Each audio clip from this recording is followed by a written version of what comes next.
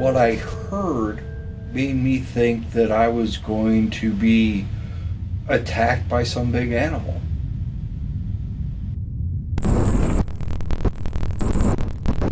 Weary Road is unlike any place I've ever been.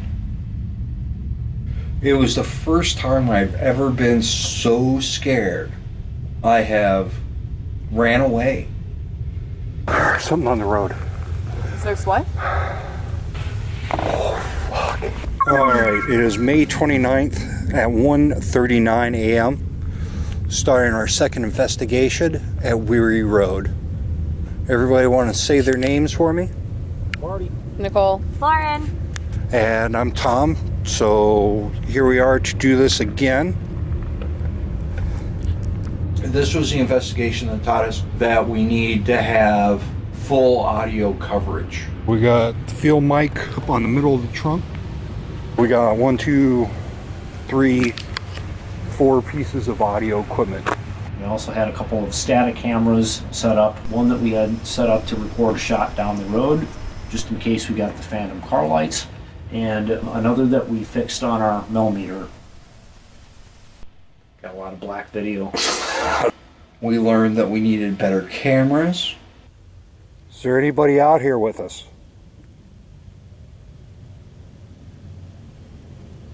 Everything we had was what we could scrape together out of our wallets, and unfortunately it shows. Do you two want to hang in the car? I'll go with you, Tom. All right. Me and Tom had a little excursion down the road to take some EMF baseline readings.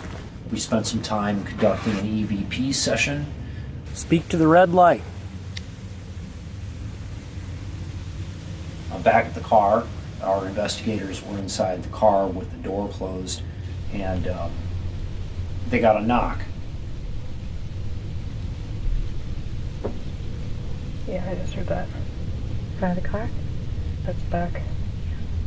They got another knock.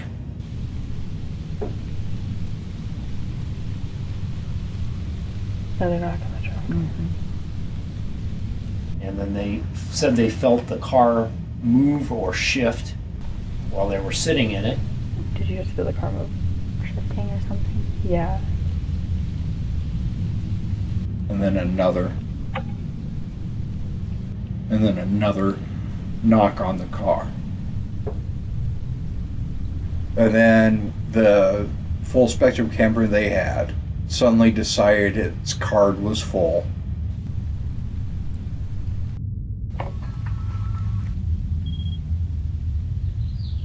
And then we had another camera shut down, the one that was on the millimeter.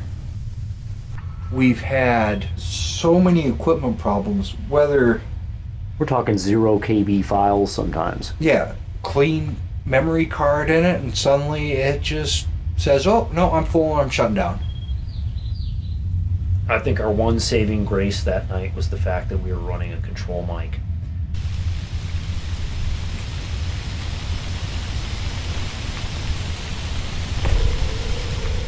You know, I tip my hat to them because they did not bail from that car. Heard a metallic noise against the car, right side, on your side of the car. Yeah. Like a trunk lid closing or something. It just doesn't make sense. The investigators are in the car with the doors closed, and the trunk was not open. The noise that we captured had a lot of force behind it. My hands are like blocks of ice. Mine too.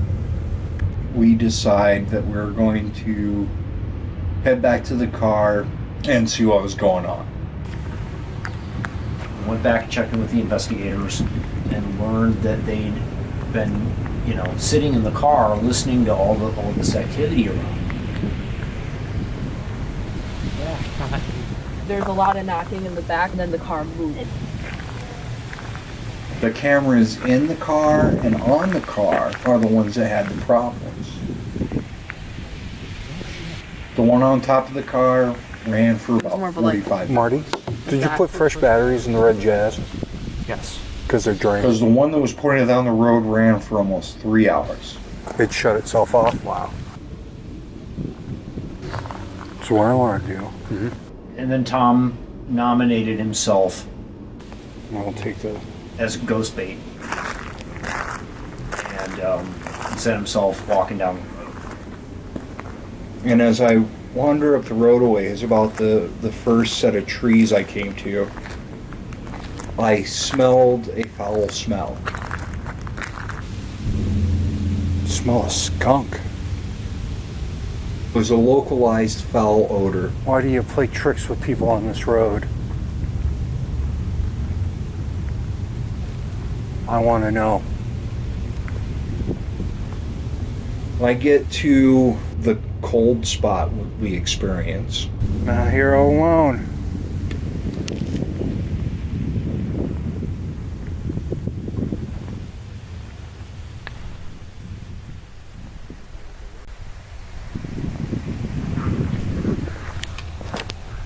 I turn around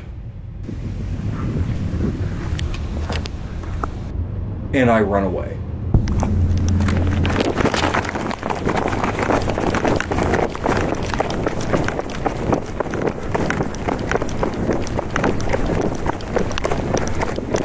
I was running down that road before I even realized I was running down that road. I hear Tom just book it back to the car. Oh shit! Shit! What's up, dude? Holy fuck, dude. What happened? There's something on the road. There's what? He's completely breathless. What did you hear? My audio recorder and the camera I was carrying recorded a voice instead of the animal growls I heard. It was. I heard it down the road. Yeah. Probably about halfway down. And it started coming closer. No. When we finally got it out of him, he starts saying that he heard some sort of an animal fight. No, it sounded like two mountain lions fighting. It was loud, dude. Got something. It was right down the middle of the road. Unfortunately, the camera footage is black, but our voice recorder revealed an amazing piece of audio evidence. We end up with a human voice, like a whisper. Not quite sure exactly what it's saying. I've struggled with this quite a bit. And we've even taken the two audio sources and meshed them together to get the fullest picture of the acoustic anomaly that we've captured here. This is where our process comes in handy. We use a program where we could sync up all the audio files to be able to rule out contamination. We build a score for all of our audio files, our video files too.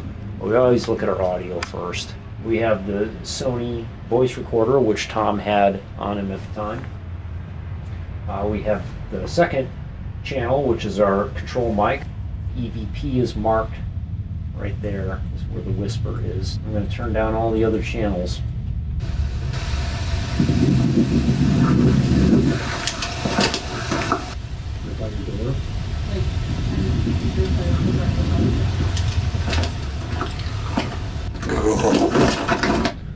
And you can clearly hear the contamination from the investigator at the car, and the voice that Tom captured on a recording device are completely different from each other and not synchronized with each other.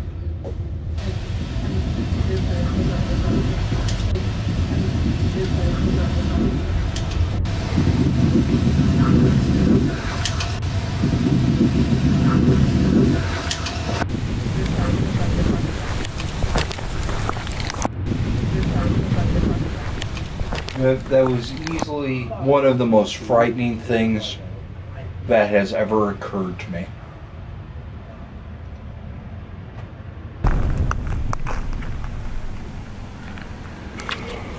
You alright?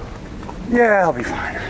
The vicious animal noises, the foul smell, this whisper anomaly that that we've captured is starting to paint a picture of Weary Road that is not pretty. Happy 4:06, everyone. We've made it. Yep, we did it. Okay, let's close this down.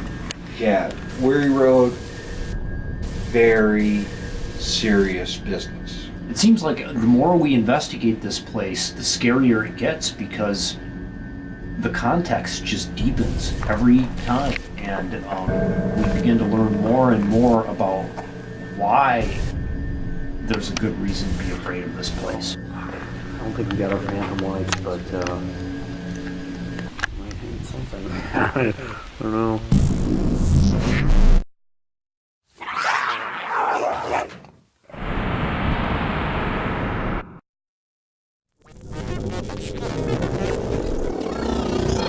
It's not a